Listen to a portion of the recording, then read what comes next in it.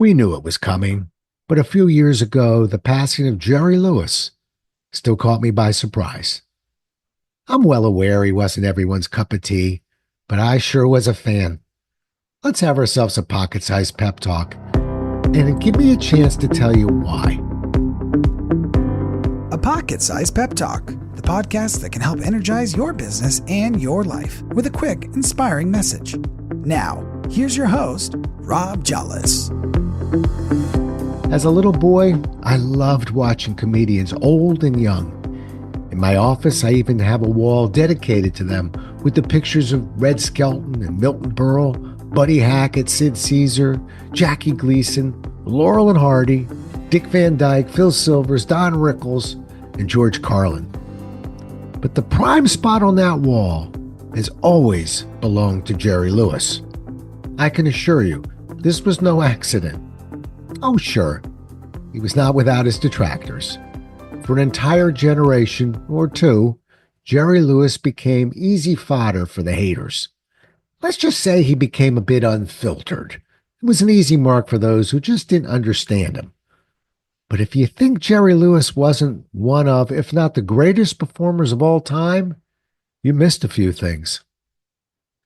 If all you saw was his last few muscular dystrophy telethons on an obscure channel with equally obscure guests, you missed decades of telethons that simultaneously took over every major network and showcased the greatest stars from multiple generations. If all you saw was a man who was never nominated for an Academy Award, you missed the part about him being nominated for the Nobel Peace Prize for his 5 decades spent raising funds to combat muscular dystrophy. Lee Jollis, my father, told me on more than one occasion, "You don't give with your checkbook, you give with your time." Jerry gave of his time for over 70 years and raised over $1.5 billion to help fight this terrible disease. If all you saw was an actor, some old movies, you missed the part about him opening up doors with countless actors to write, direct, and star in their own movies. He invented and received a patent for the video assist, which allowed directors to see instantly what they were filming. If all you saw was a director who only knew how to direct his own form of comedic movies, you missed the part about him teaching other directors at the University of California, with students that included Steven Spielberg and George Lucas. And if all you saw was a man who made a string of B movies with his comedic partner Dean Martin, you missed the part about a comedic team that went on to have a #1 television show, #1 record, #1 radio show, #1 movie, and #1 nightclub act simultaneously.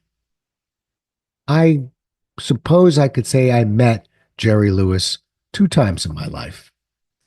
Once was on Broadway performing the role of the devil in Damn Yankees. Oh, we didn't quite meet in person, but watching him nail the lead in a play I'd performed in twice in my career was unforgettable. The second meeting was about 6 months before his passing at the Lincoln Theater in Washington, D.C., performing his one-man show. He sauntered out onto the stage and said, "I turn 90 in a week. Is it okay if I sit down?"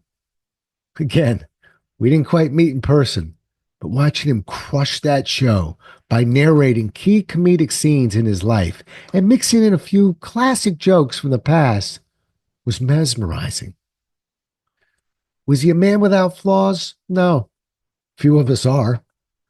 But hearing Rob Schneider refer to Lewis and Martin as the Beatles of comedy, and for Jim Carrey to tweet out, "I am because he was," says it all. As for me, the world feels a little less funny without Jerry Lewis. Quite simply, Jerry taught a 5-year-old boy how to laugh and how to make others laugh. My comedy idol has left this earth, but I'd like to think a little bit of Jerry Lewis lives in all of us. Let's honor him by learning and applying the lessons he taught us. Give of our time to help those less fortunate. Be creative and unafraid to push the boundaries a bit.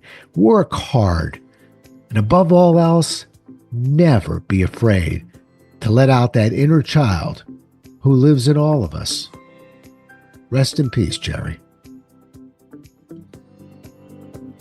Thanks so much for listening. If you enjoyed today's show, please rate and recommend it on iTunes, Outcast, or wherever you get your podcasts. You can also get more information on this show and Rob at jollis.com.